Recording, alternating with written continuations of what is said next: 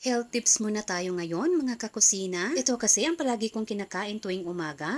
30 minutes bago mag-breakfast. Meron tayo ditong 3 ulo ng bawang. Balatan lang natin ito. Matapos natin itong balatan, hatiin lang natin ito sa 2. Depende na sa inyo kung gusto nyo hatiin o hindi. Dapat naka-sterilize po ang glass jar na gagamitin natin dito. Ilagay lang natin lahat ng bawang dito sa ating glass jar.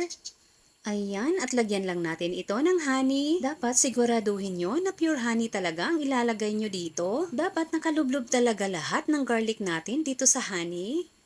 Gaya nito, garlic and honey is a powerful immune booster kaya napakaganda talaga nito sa katawan natin mga kakusina. Napakarami talagang health benefits na makukuha natin sa garlic at honey. Kung isa-isahin pa natin, baka hahaba itong video natin. Nilagay ko lang ito sa ref ng overnight. Kumakain ako nito ng 2 hanggang 4 na piraso kada araw, 30 minutes before breakfast. Pero kung hindi nyo ito kaya kainin at medyo matapang ang lasa para sa inyo, pwede nyo ito isabay na lang kainin sa breakfast. Nasanay na rin kasi ako sa lasa nitong garlic, kaya gumawa na rin kayo nito para sa malakas na pangangatawan at iwas sa sakit. Huwag po kalimutan mag-follow and share. Maraming salamat. Hanggang sa susunod mga kakusina!